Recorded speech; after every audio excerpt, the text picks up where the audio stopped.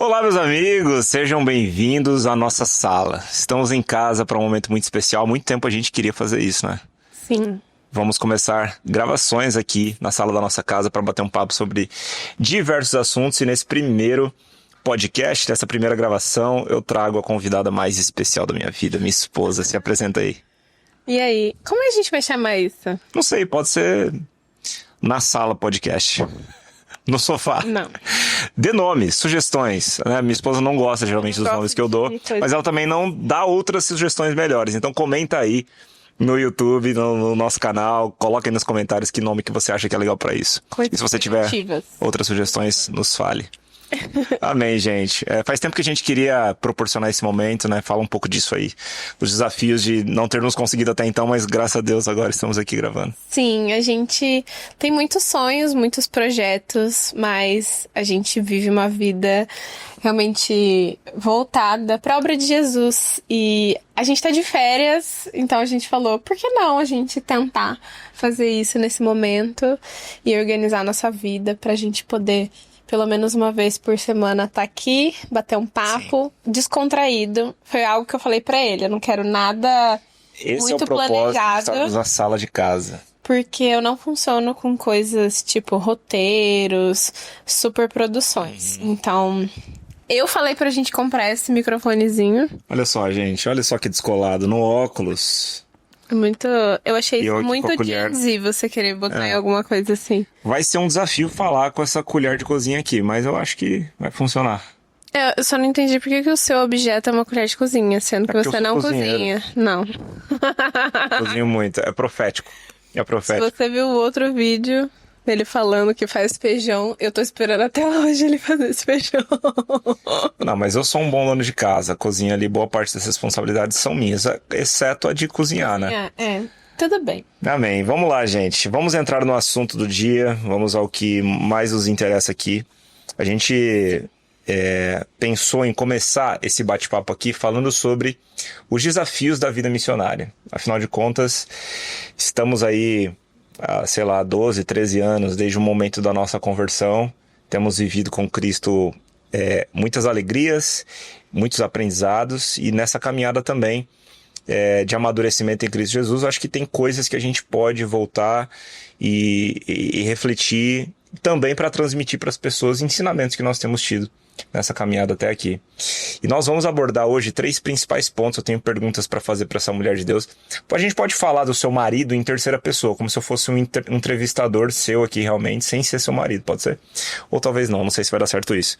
Não. Mas eu tenho perguntas para fazer para você, mulher de Deus, missionária, pastora, mãe. Vamos conversar também, mas eu tenho perguntas específicas para você. E eu quero percorrer esse bate-papo aqui contigo em 3 grandes pontos. Eu acredito que dá pra gente fundamentar essa conversa em cima deles para poder tocar de uma forma mais abrangente nos principais desafios de uma vida missionária. O que foi que você tá rindo de mim? Você é tão organizado. Não consigo fazer de forma totalmente aleatória, mas vamos lá. Primeiro, a gente quer falar... De forma aleatória. Então, mas eu tô entrevistando, então você vai ouvir as minhas perguntas e responder da sua forma aleatória. Vamos lá. Primeiramente, eu quero falar do desafio de abandonar seus próprios sonhos. Eu me pego pensando na minha conversão, né, no momento que eu disse sim para Jesus, sei dos tantos desafios que vivi até aqui. Eu quero saber como foi isso para você, porque viver uma vida, viver o chamado de Deus, viver o desafio, viver a vida missionária tem muitos desafios intrínsecos, né?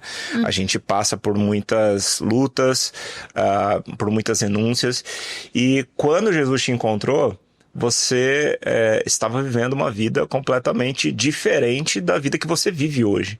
Tem pessoas que têm a oportunidade de nascer num lar cristão, de desde o início ouvir sobre o que é viver uma vida para Jesus. Sim. Não foi o nosso caso, sei que não foi o seu. Como é que foi o seu processo, assim, de abandonar seus próprios sonhos para, de fato, se render a viver a vontade de Deus? Bom, eu acho que foi muito orgânico, assim, porque a gente teve uma conversão muito radical, né? Vivíamos uma vida completamente diferente do que a gente vive hoje, né? E acho que no momento onde eu entreguei minha vida para Jesus, eu já realmente decidi abandonar todas as coisas que eu lembro de uma sensação, e eu sempre falo sobre isso, porque era exatamente isso que eu sentia. Eu deitava a cabeça no travesseiro e sempre me arrependia daquilo que eu fazia. Sim. Em todos os aspectos, assim. Eu, por mais que eu fosse, né, tinha 18 anos, era jovem ainda, mas eu lembro de ter muitos arrependimentos na minha vida. E no momento que eu entreguei minha vida pra Jesus, eu lembro especificamente, assim, a primeira vez que eu servi na igreja local, eu senti que eu precisava fazer aquilo pra sempre. Sim. E acho que foi muito orgânico esse processo de colocar a Igreja de Cristo como prioridade. Sim. Acho que partiu desse princípio. Muito radical, assim, tô conversando. Foi bem radical. Hoje a gente vê uma geração que coloca um pouco de lado as coisas de Deus. Sim. Muitas pessoas servem a Cristo. E não julgando, mas só, enfim, colocando como algo secundário, terciário, ou às vezes, tipo, se sobrar um tempinho na minha vida, eu vou servir Jesus. E isso pra mim nunca foi dessa forma, eu sempre encarei como uma prioridade. Então, acho que foi orgânico esse processo de a gente se converter, começar a servir, e aí começamos a ser treinados, começamos a liderar. Desses 12 ou 13 anos que a gente se converteu, Sim. Fazem 5 anos que a gente já tá morando fora. Nós não somos de São Paulo. Ano já, né? É verdade, nós não somos de São Paulo, por mais que a gente tenha cara de São Paulo. Nós somos do Mato Grosso do Sul, Campo Grande. E moramos 2 anos no Rio de Janeiro, de 2020 a 2022. E depois partimos para São Paulo, estamos aqui. Sim. E eu acho que foi justamente partir desse lugar, sabe? Entender que era uma prioridade pra minha vida. Você também, Sim. né? Você tem bastante coisa pra compartilhar sobre isso, que isso envolveu sua vida Sim. profissional. Eu tinha sonhos, eu trabalhava como modelo, tinha sonhos de morar fora do país, tinha expectativas da minha família, com algumas coisas, né, da nossa Sim. família, mas eu acho que pra mim foi muito fácil abrir mão de tudo isso, porque aí é um pouco diferente de você, eu acho que eu sempre fui bem aleatória, assim. Espontânea a palavra, não é aleatória, espontânea. Eu sou muito espontânea, até hoje. Então, tipo, Sim. acho que é por isso que pra mim é fácil ser missionária, porque a gente fala assim, vamos para, sei lá, África do Sul, vamos. Vamos vender as nossas coisas. Brincadeira. Quem sabe? Mas vamos, eu sou muito assim, adoro as coisas de repente e coisas novas, então acho que isso foi muito fácil pra mim. Agora acho que pra você foi um pouco mais difícil, né? Eu acho que foi muito orgânico também. A nossa conversão foi muito orgânica, mas eu me lembro de um grande marco na minha vida onde eu precisei escolher enterrar os meus antigos sonhos. Eu queria ser jogador de futebol. Inclusive, você se apaixonou por mim na minha skin, jogador de futebol, pagodeiro, que usava gola V e sapatênis. Velhos tempos. E eu me lembro, assim, que quando eu comecei a seguir Jesus, esse processo de amadurecimento em Cristo e o processo de entender que Ele tinha uma vontade para minha vida, e que especialmente Ele desejava também me guiar de acordo com essa vontade, me fez abrir os olhos para ouvir a voz de Deus e para aprender a ouvir a voz de Deus.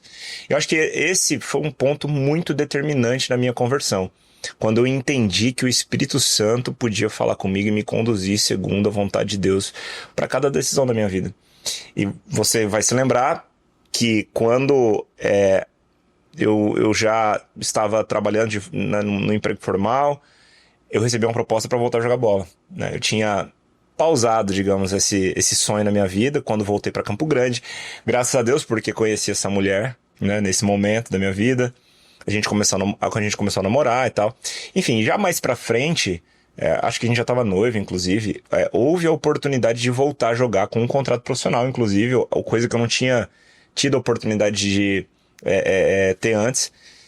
E eu precisei escolher ouvir a voz de Deus. Acho que essa foi a primeira grande decisão que eu tomei guiado pelo Espírito Santo, que foi, de fato, de enterrar os meus próprios sonhos. Agora, essa decisão foi pautada no sim que eu tinha dado antes para Cristo, né? Acho que esse é um grande ponto, assim, determinante. Eu acho que, compartilhando com as pessoas, esse abandono dos sonhos, ele não é uma coisa romântica. É desafiadora, não é romântica, mas ele é simples do ponto de vista que ele é pautado numa mesma decisão que um dia você tomou de seguir a Jesus, de dizer sim para Jesus. Então, quando você disse sim para seguir a Cristo, naturalmente, você também disse sim para deixar de lado todos os seus próprios sonhos e planos. É óbvio que na prática essas decisões nem sempre são assim, né? simples, né? Então, para mim, eu me lembro que eu vivi até um momento em crise, assim. Falei, cara, e agora? O que eu vou fazer? Eu tinha a proposta, não sabia se eu aceitava ou não. Falei pro meu chefe na época que eu trabalhava no banco e falei, olha, provavelmente eu vou tomar essa decisão de sair, né, para poder voltar a jogar. Mas aí, entre o tempo que eu tinha para dar a resposta, eu tinha um fim de semana, passei o fim de semana orando em línguas, né? Meu pastor falou, cara, ora em línguas aí, seja guiado pelo Espírito. E na segunda-feira eu voltei com a resposta contra a minha vontade. Minha vontade era voltar a jogar, mas eu entendi no Espírito que não era isso que Deus tinha para mim. E ali, depois que eu tomei essa decisão em Cristo de enterrar esse sonho que, né, me perseguiu ali desde o início da minha adolescência, especialmente, quando eu comecei a buscar uma carreira de ser jogador. Você... Eu jogava bola desde quando eu tinha 6 anos, mas especialmente no início da minha adolescência, eu tomei a decisão de seguir isso como carreira. Eu me lembro de uma conversa com meu pai, quando ele falou, cara, você quer isso pra sua vida? Eu me lembro, a gente tava no carro, enfim. Então, foi muito desafiador, foi um processo muito marcante pra mim, pra minha vida.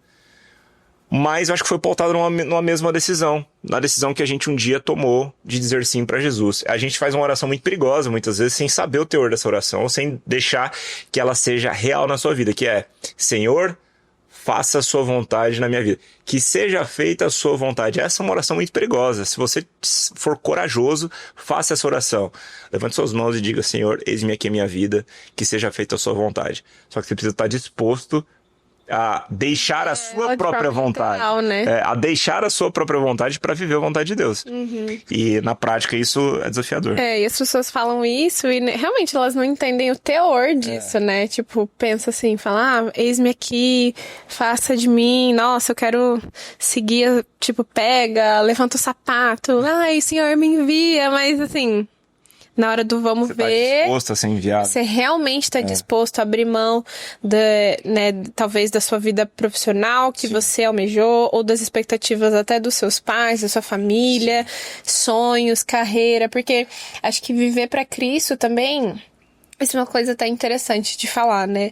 As pessoas têm uma concepção de que, sei lá, hoje em dia ser pastor, ser missionário é uma coisa, tipo assim, que vai te dar muitos benefícios, benefícios financeiros, benefícios de fama, e isso é muito bizarro, porque, na verdade, é completamente ao contrário, né? Se você for entender em essência, e aí é muito do coração da pessoa, né? Onde o seu coração está. Seu coração está para fama, seu coração está para dinheiro, seu coração, onde o seu coração está? Por que você quer isso? Ou porque você ama Jesus verdadeiramente e você vai viver essa vida totalmente para ele. É quase um casamento, né? Na alegria, na tristeza, na saúde, na doença, na riqueza, na pobreza. É verdade. E a gente passou por uma... Perdendo tudo com amor e alegria. Você pode cantar. Não sou. Mas essa música é muito forte. Sim, é verdade. Você sempre já escutando ela, por sinal. Mas a gente passou por momentos muito difíceis no começo, né? Principalmente quando a gente saiu de Campo Grande, foi pro Rio de Janeiro. Éramos muito jovens, sem experiência. A gente mudou pra uma cidade que tinha uma cultura completamente diferente da nossa. Foi um momento onde a gente tinha maior escassez financeira também. Porque aí teve um outro ponto, você saiu, o senhor direcionou você a sair do seu trabalho também. Então foi uma loucura, assim. Nosso primeiro ano de missão, com certeza, foi bem difícil, né? Sim. Vamos entrar nesse ponto, inclusive, para falar sobre os perrengues da missão. Mas eu acho que é legal a gente fazer essa conexão, até entendendo o que é o chamado de Cristo Jesus. Porque quando Jesus ele chama um homem para segui-lo, quando Jesus chama alguém para segui-lo, ele o manda vir e morrer. Então, seguir a Jesus não custa apenas os nossos sonhos, custa tudo. Custa a nossa vida por completo. Os nossos sonhos estão embutidos em quem nós somos, né? Quando a gente entrega a nossa vida para Jesus, a gente está rendendo tudo que nós somos a Ele. Então, se um dia você receber um convite que custe menos do que toda a sua vida, não foi o convite de Cristo Jesus. Porque quando Jesus chama alguém, Ele manda essa pessoa vir e morrer O chamado é, se alguém quiser ser meu discípulo, se alguém quiser vir após mim, negue-se a si mesmo. Tome a sua cruz e siga-me. Diariamente. Diariamente, exatamente. Que é diariamente. Ou seja, de fato, o seguir a Cristo Jesus custa tudo. Agora, quando você entende que você, ao seguir a Cristo, você toma essa decisão por compreender que encontrou algo que vale muito mais do que os seus próprios sonhos, seus próprios planos, então você encontra disposição, você encontra suprimento, você encontra contentamento, você encontra poder para que diariamente você permaneça nessa decisão, né? Entendendo que Cristo Jesus não só nos chamou para morrer, mas Ele nos chamou para matar em nós tudo aquilo que nos mata de viver o propósito dEle. Sendo assim, no outro dia, aquele que morreu com Cristo Jesus foi também ressurreto com Ele para uma nova vida. Então, é como... Jesus, ele não deseja te manter morto, Ele deseja matar aquilo que te mata de viver o propósito dEle. Mas Ele também te faz renascer, ressuscitar para uma nova vida, onde as nossas paixões são trocadas, onde os nossos desejos são trocados, onde os nossos sonhos são trocados, porque agora os nossos sonhos passam a ser também o sonho de Cristo. A grande diferença é que não existe ressurreição para quem não morreu. Então a gente precisa estar disposto a falar, cara, realmente, eu vou entregar toda a minha vida. E eu vou entregar a minha vida sem tentar tomá-la de volta na segunda. Porque no culto, quando tá todo mundo adorando a Deus, né, é mais fácil a gente levantar o sapato e falar, eis-me aqui, Senhor. Mas na segunda, quando o dia começa, muita gente tenta tomar a vida de volta. Para seguir conforme os seus próprios planos e desejos. Agora, aquele que morreu juntamente com Cristo e realmente ressurgiu para uma nova vida com Ele, prova desse poder da ressurreição que nos capacita a viver a vontade dEle todos os dias. Posso ler um versículo? Pode, por favor. Eu acho que, aí só pegando um gancho, e tudo bem, tá? Você sair do seu cronograma aí. Mas tem um texto que eu lembro até que os nossos pastores sempre falam isso pra nós, que eu sempre volto pra ele, porque a gente olha pra isso, que sabe que existe uma grande responsabilidade, mas existe uma grande recompensa também. Deus é um Deus de recompensas, Ele é um Deus galardoador, né? E Mateus 19:29, esse foi o único texto que eu separei pra essa conversa aqui. Lá fala assim, e todos que tiverem deixado casas, irmãos, irmãs, pai, mãe, filhos ou campos, por minha causa, receberão 100 vezes mais e herdarão a vida eterna. Contudo, muitos primeiros são últimos e os muitos últimos serão os primeiros. Amém. A gente entende e se apega, né? Não numa recompensa terrena, mas uma recompensa celestial. Mas Deus cuida daqueles que Ele mesmo envia, né? O Deus que dá a visão, Ele banca a provisão, Ele sustenta, e um sustento não só de finanças, mas um sustento emocional, um sustento espiritual. Então, existe, né, essa parte que não é romântica, mas existe uma recompensa eterna. E acho que os nossos olhos precisam estar voltados nisso, né? No amor a Cristo, entendendo, né, a grande comissão, entendendo a responsabilidade, mas também entendendo que existe uma recompensa para as sementes que vamos estar lançando, né? Sim, muito bom. Realmente, acho que isso é uma base fundamental para a gente seguir a Cristo, entender que os nossos olhos não podem estar nas recompensas terrenas, porque nossa maior recompensa é Ele, né? Isso não te preenche, chega uma hora que não te preenche, né? Sim. Mas entender que é algo que transcende a nossa natureza humana, né? Sim. Essa música, eu gosto muito dessa música que a gente tava falando, que eu falei aqui. Não, tem essa oportunidade. Não, peraí, eu tô tentando lembrar a continuidade. Ele fala assim... perdendo tudo com amor e alegria, e ele fala sobre ele trazer a nossa recompensa. Agora eu não lembro, continua a canção aí. Perdendo tudo por amor e com alegria, dando dos meus dias. Não sei. Ele virá, soberano em poder, ele virá. E o governo está nele. Veja, aqui ó, veja, ele traz consigo a sua recompensa. Glória a Deus, cara, é poderoso, vou chorar, gente. Vamos lá. Agora vamos falar sobre os perrengues. Você já introduziu o assunto. É porque assim, e eu acho que você introduziu muito bem, até pelo momento em que você disse sobre as pessoas muitas vezes terem uma referência errônea do que é seguir a Cristo Jesus e das recompensas, meu Deus, abriu a porta aqui, muito vento. E das recompensas que existem para seguir a Cristo. Muitas pessoas olham para o que é o gospel hoje e pensam, nossa, eu vou ser pastor ou vou ser missionário porque tá na moda ser cristão, porque tá no hype falar de Jesus. Né? Mas a verdade é que essa nunca foi a base pela qual os discípulos um dia decidiram seguir a Cristo. Nunca foram as recompensas terrenas do seu próprio alvo. E a verdade é que a vida missionária, ela nos recompensa muito mais com muito mais do que os deleites dessa terra. Obviamente, nós podemos desfrutar do que comer do melhor dessa terra, ter uma vida abundante em Cristo Jesus, né, em alguns momentos da nossa vida. Agora, não que seja errado isso, né? Agora, a verdade é que na maior parte do tempo você precisa estar disposto a passar por perrengues que talvez você não passaria se você não tivesse dito sim para seguir a Jesus, né? E quais foram, para você, assim, os momentos mais difíceis dentro desse contexto? E o que você aprendeu com eles? Muito bom.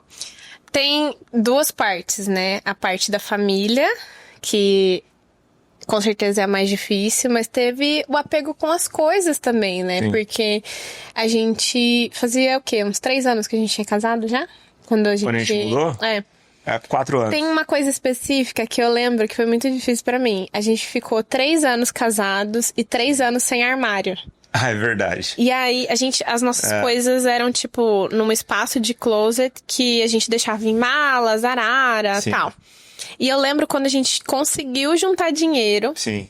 Pra pagar um armário planejado, lindo, todo isso com espelho, assim, que era o meu sonho. Quando a gente conseguiu fazer, Deus falou pra gente ir embora. E a gente tem um apartamento próprio lá, ele ficou lá, ele ainda, tipo, entre aspas, é nosso, né? Sim. Mas eu lembro que eu falei, meu Deus, tipo, no momento de a gente, sei lá, ia começar a melhorar de vida. De um armário. De um armário.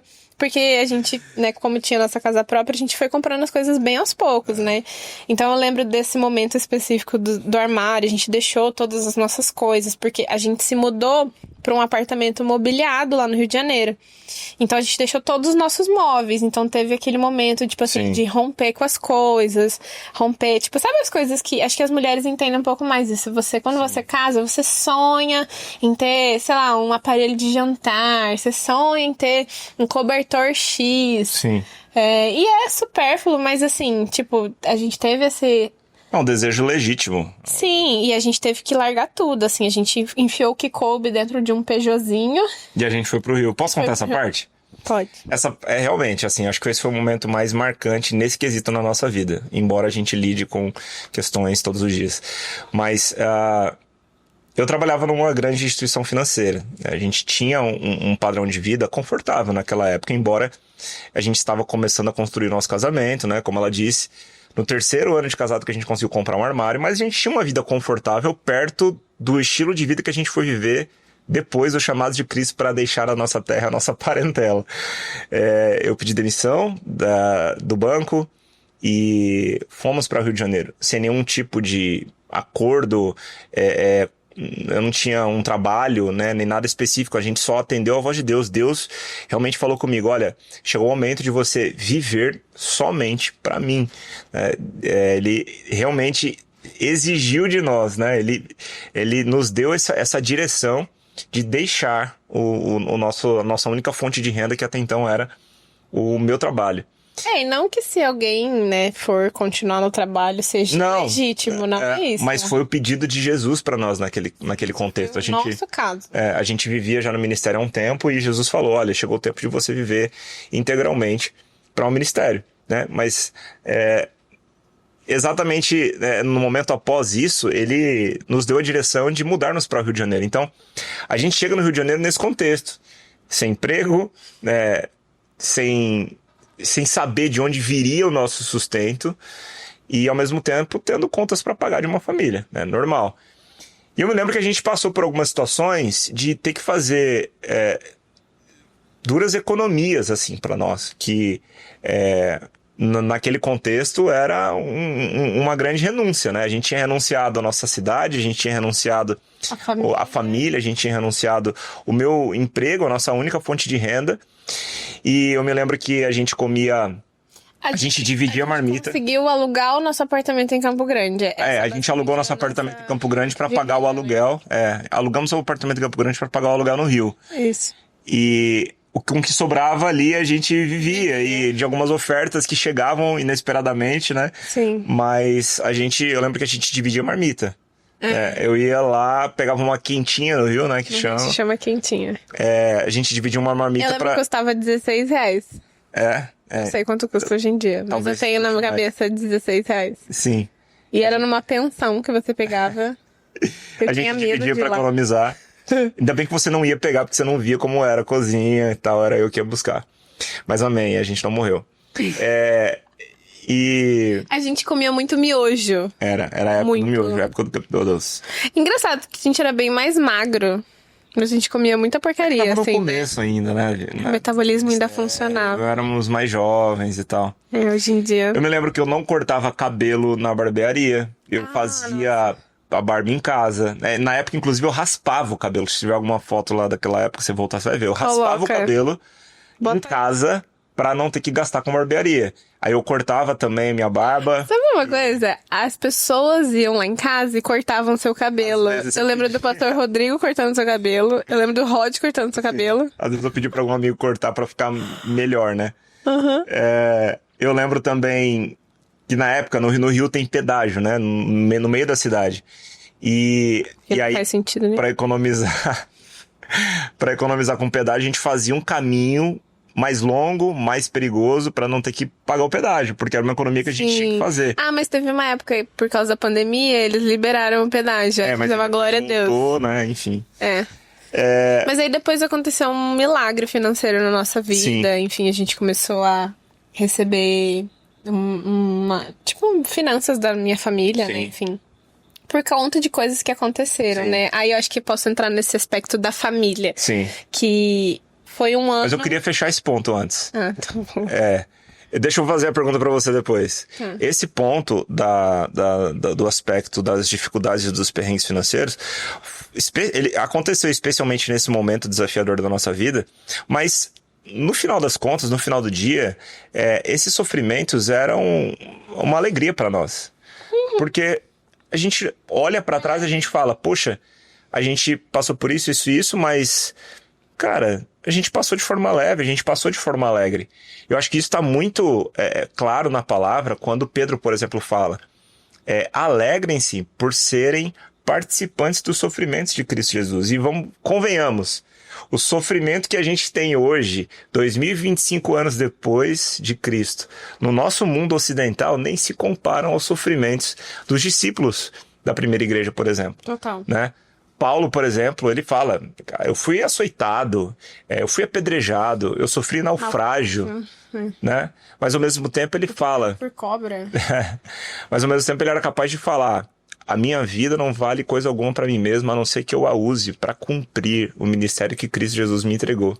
Ou seja, anunciar o evangelho da graça de Deus. Embora o custo para nós tenha sido significativo, nem se comparava ao valor de cumprir a missão do propósito de Cristo Jesus. Acho que isso é necessário para cada estação, porque a cada estação da nossa vida a gente vai precisar pagar, né? A gente tem um custo seguir a Cristo, custa tudo, e cada estação da vida tem os seus desafios, né? Naquela estação o desafio, né, foi aquele.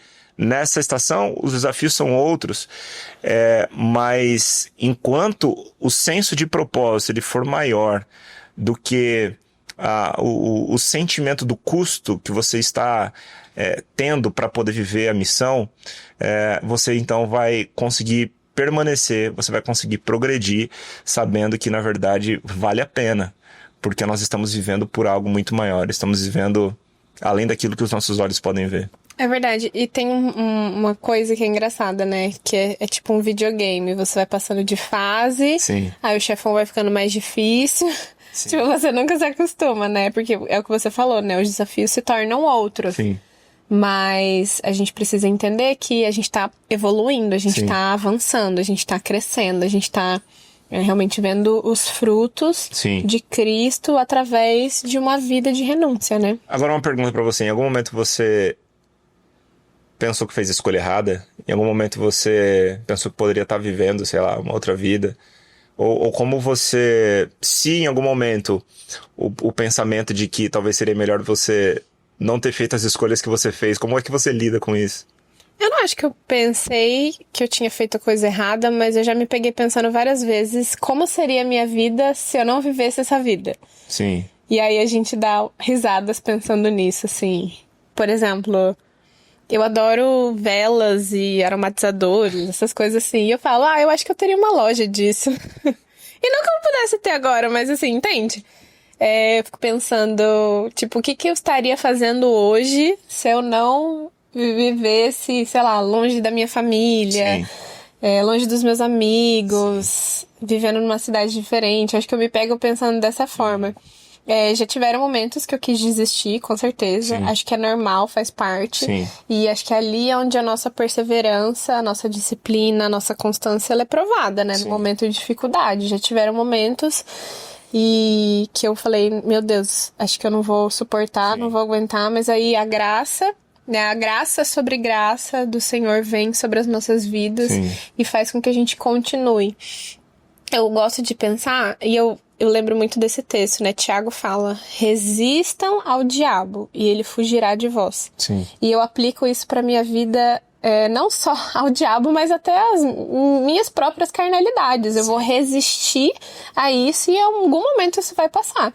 E eu provei, né? Provo nesses 5 anos aqui, né?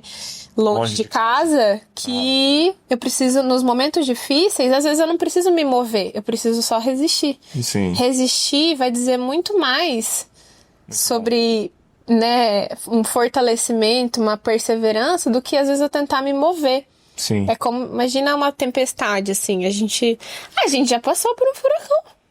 Temos esse testemunho na nossa vida, gente. É a primeira vez que... Foi em Orlando, né? A gente tava lá passeando, mas foi um furacão. Mas vamos pro furacão, gente. A primeira vez que eu vou pra Orlando, o que acontece? Foi tão sobrenatural que um furacão passou. E aí, qual que são que você tem que fazer, né? As determinações no momento do furacão. Fica onde você tá. Tipo, Sim. se guarda. Não se move. Sim. Então, acho que... No meio do furacão. No meio da Exato, tempestade. você não tem que pegar o carro e sair fugindo, você Sim. precisa se preservar. Então eu levo isso pra minha vida, assim. Esse furacão, muitas vezes, ele é o furacão de emoções, né? Sim. Quando as nossas emoções estão conturbadas, geralmente não são os melhores momentos pra gente tomar decisões. Sim, às vezes a gente não tá vendo as coisas acontecerem, às vezes tem pessoas que começam a falar mal de você. Sim. Tem pessoas que, sei lá, não acreditam naquilo que, né, enfim, tá confiado nas suas mãos. Você lida com situações, né, tipo, acho que eu sou um pouco mais sentimental que você, às vezes eu lido um pouco mais com isso, né, sobre coisas na minha cabeça mesmo. Então é um momento onde eu preciso resistir Sim. e permanecer, né. Muito bom. Agora, tocando nesse aspecto da família, especialmente pra você como mãe, e até mesmo pela sua história, né? E depois você pode entrar nisso a respeito da perda do seu pai e da sua mãe. Como é pra você criar a sua filha longe dos avós, longe da família de origem, né? Da nossa família de origem, da terra natal, da nossa terra natal, porque no caso ela é paulistana, né? Então a terra natal dela é aqui.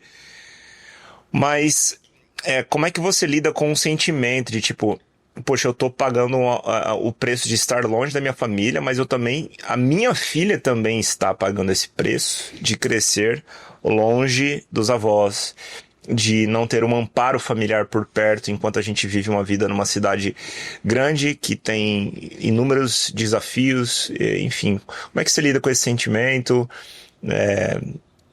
Quais são os pensamentos que passam pela sua cabeça diante desse contexto, e o que você faz? Fiquei com vontade de chorar. Pode chorar, eu tô vendo seus olhos lacrimejando. Eu acho que é uma coisa muito recente, assim, pra nós, porque a gente tem uma filha de 3 anos, que se chama Luma, E não é por causa de Luma, não, foi sem querer. A gente brinca que se a gente tiver outra filha tem que ser Malu, pra não me sentir excluída. Assim, a gente tá aprendendo agora, né? Porque quando era só eu e você, era mais fácil. Sim. Acho que quando tem um outro ser Sim. envolvido na jogada, se torna muito mais difícil, né? Ela cada vez mais tem entendido mais as coisas. Sim. Mas é engraçado que eu literalmente olho pra ela e aprendo com ela. Porque ela, por ser criança, ela tem um coração muito puro, muito contrito, inocente. Sim.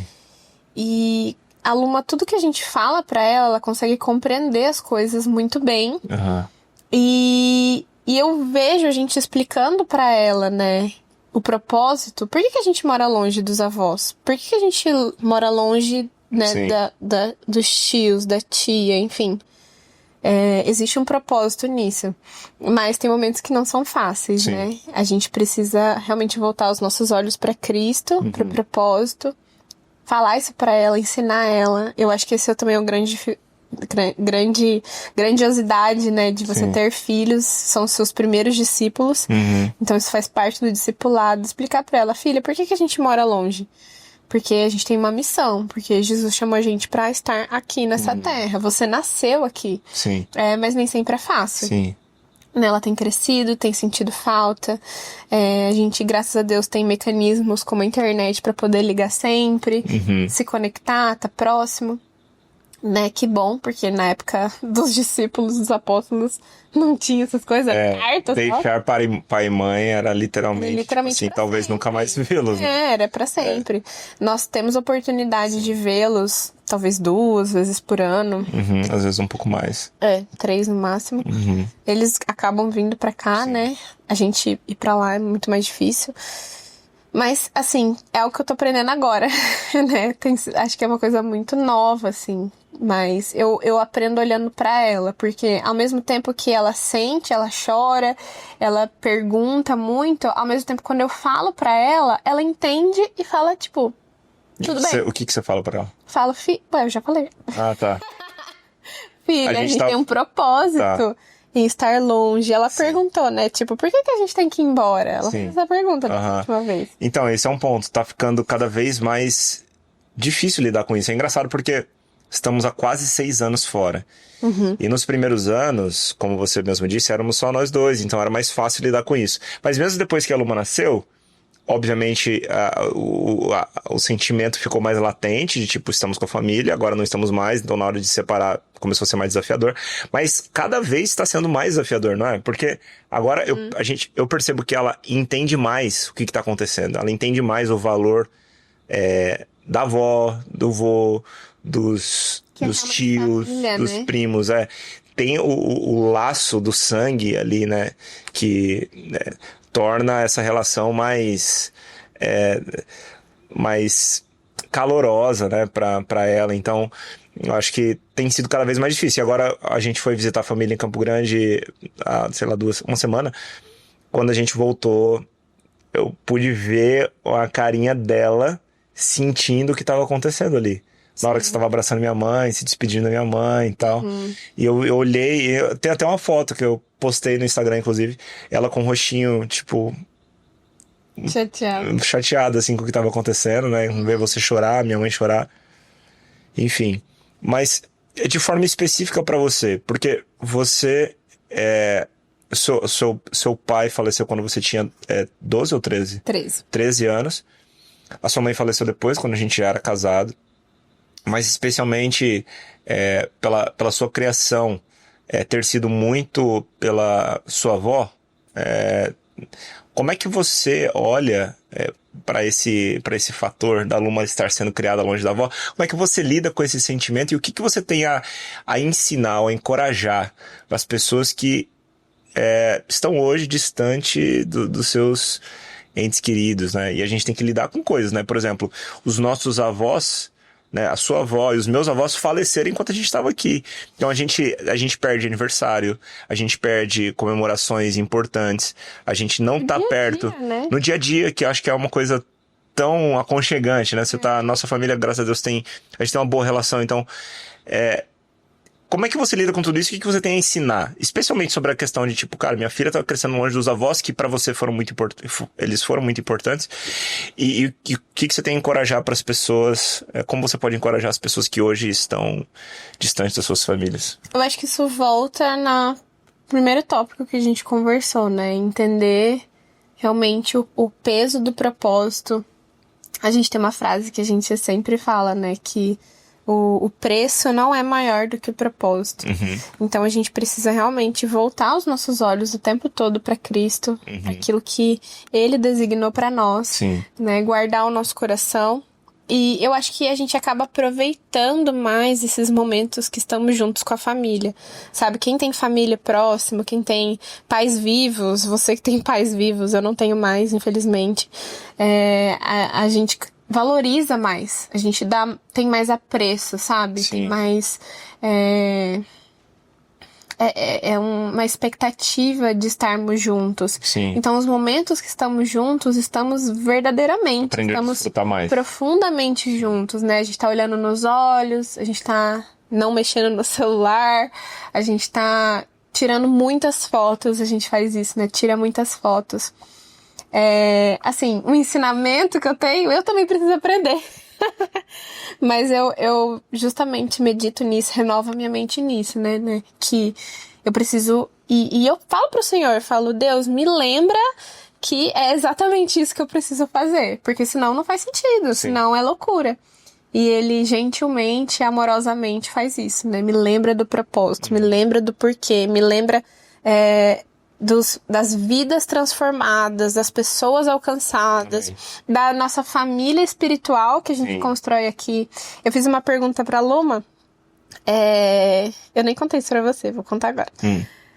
E eu falei pra ela, filha, só brincando assim, mas queria ouvir ela. Eu falei, filha, e se a gente morasse aqui perto da vovó e do vovô? O que você acha? Aí ela falou assim, falou exatamente isso. Ela falou, mas eu vou ficar com saudade da Manu e da Lara. Que legal. Que são as amigas, né, filhos de pastores, pessoas que temos próximos aqui. Então, a gente entende também, né, a Bíblia também relata isso, que existem irmãos que são mais... amigos, isso, amigos que são mais chegados que irmãos. Então... existe uma família espiritual que a gente constrói também, sabe? Então, acho que eu volto os meus olhos e trago muito significado para essas pessoas também, sabe? Que estão conosco, que nos suportam, que a gente realmente constrói algo verdadeiro. E não algo que passa, sabe? Então, acho que o meu coração, ele fica... né, consolado, vamos dizer assim, dessa forma. Mas não sempre... e nem o tempo todo é fácil, né? Dá certo. Tem dado certo. Todos os dias. Ela tá com os olhos marejados aqui, gente. Mas eu recebo esse encorajamento. Esse encorajamento é para todos nós. É para mim também, é para você. Jesus, ele vai continuar... se Jesus continuar sendo o alvo da nossa vida, a gente vai continuar enxergando o valor, né? O privilégio não é maior do que o preço que a gente paga, né? Embora... Você falou... desculpa, errado. O preço que a gente paga não é maior que o privilégio. Ainda bem que você tá chorando, mas tá atento, hein? Obrigado por não me deixar sair como herege. O preço não é maior do que o privilégio, né? Então, a gente... Enquanto os nossos olhos estiverem no quão valoroso é fazer a vontade de Deus, ainda que custe muito, ou ainda que custe tudo, porque essa é a verdade, a gente consegue encontrar a resposta de que vale a pena. Vale a pena. Recentemente, a gente voltou de Campo Grande, aí o Barreto foi buscar... Coloca o microfone um pouquinho mais perto. Muito, agora. Amor, para. Vai. O Barreto foi buscar a gente no aeroporto. Eu vou editar depois, aí uma hora tá aqui, outra hora tá aqui. É difícil de editar assim. Vai. Você vai deixar isso? Vou, tá tudo bem.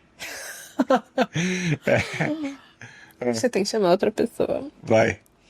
Ele falou assim, algo que a gente voltou e tal, e ele falou assim, algo que me pegou muito foi que a Luma, quando ela crescer, ela vai sentir muito orgulho de nós. Amém. Né? E parte disso, a gente precisa ensinar ela o valor que é viver uma vida de quem corresponde ao chamado de Cristo, seja para ficar na sua cidade local, né, na sua terra natal, seja para ir para as nações, seja para fazer o que for, em qual esfera que for. Então, acho que essa é a minha maior motivação também, saber que ela vai ter orgulho de nós. Amém.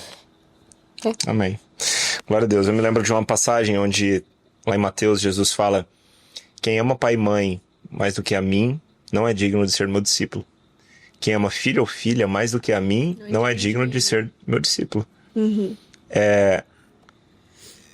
Eu me lembro de uma vez me pegar lendo esse versículo do meu devocional e chorar, assim, de arrependimento ao Senhor. Senhor, será que eu tenho que colocar? Porque, assim, o ponto desse versículo não é que necessariamente, por exemplo, como é o nosso caso, você vai ter que deixar a terra natal da sua família de origem.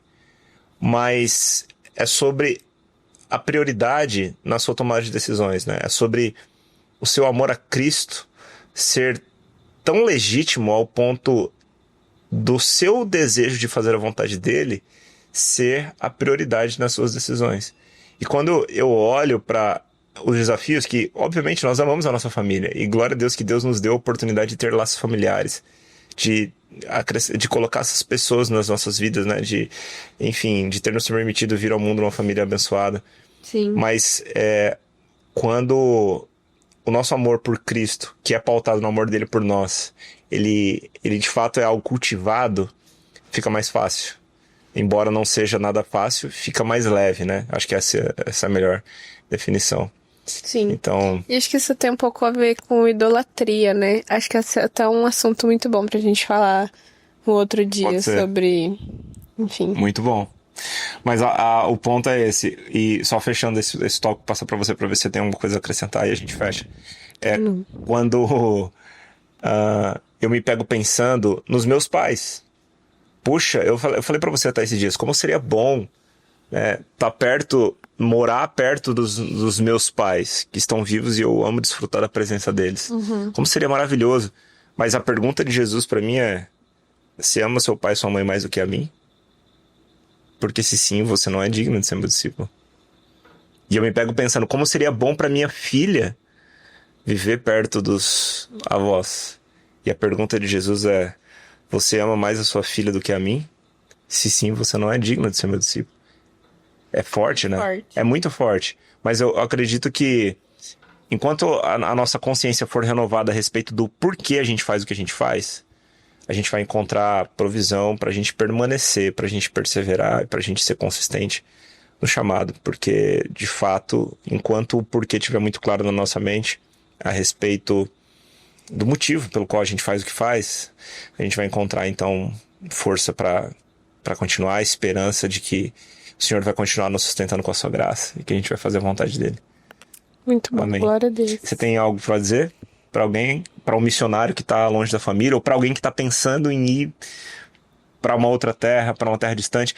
Enfim, na verdade, o missionário é todo aquele que tem uma missão em Cristo. Mas especialmente falando para as pessoas que talvez se sentem chamadas para um ministério e sabem que o Senhor vai um dia levá-las para outro lugar, para uma terra distante, talvez. O que você tem a dizer para essas pessoas, ou para as pessoas que já estão lá, ou para essas pessoas que sabem que foram chamadas para ir para um outro lugar?